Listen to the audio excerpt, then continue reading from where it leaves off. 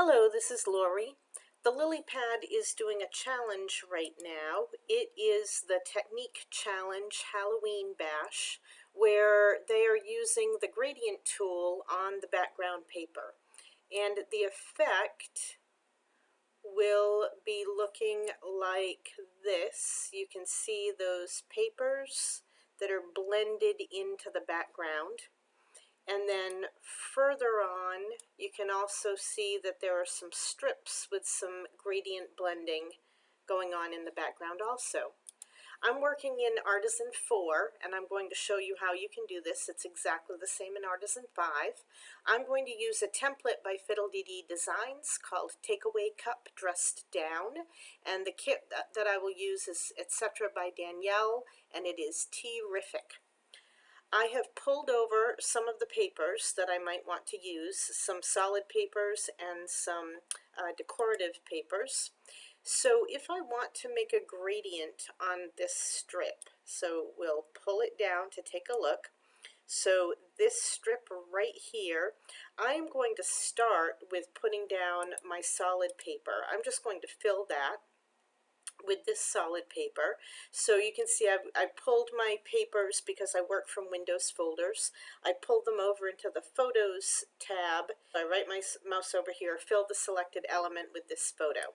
So if I want this to be a gradient blend, let's say with this paper, first of all, I am going to copy and paste this layer, and then I'm going to select the bottom one and I will arrange. I want to line them up exactly and group and then ungroup because I need two of these.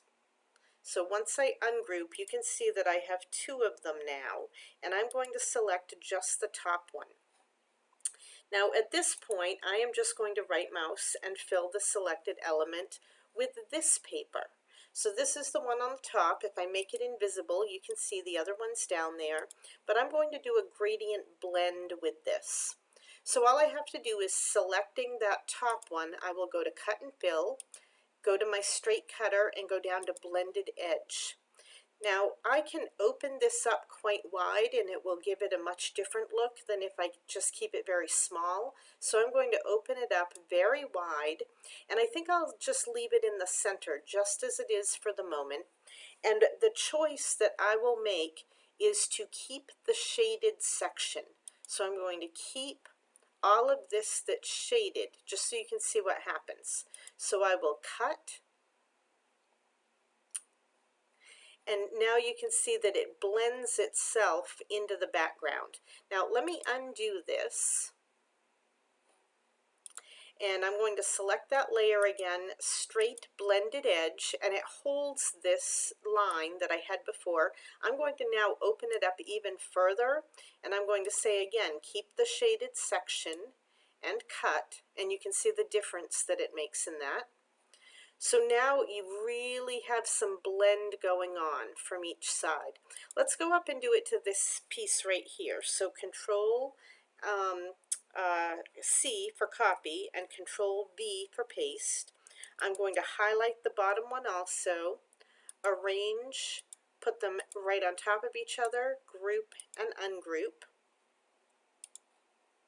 I'm going to take the bottom one, and this time I think I'll take this kind of white paper, and you can't see it right now, but I'll make the top one invisible. There we go.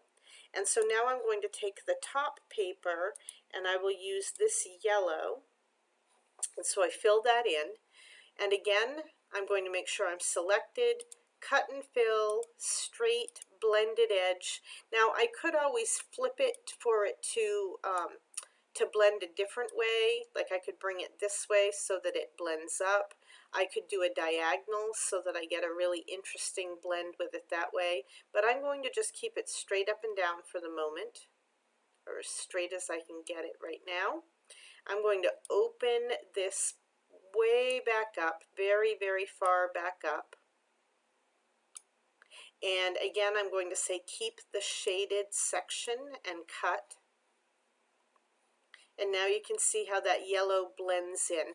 Now, if I wanted to see the paper through this a little bit more, I could go up and change the opacity somewhat of that paper.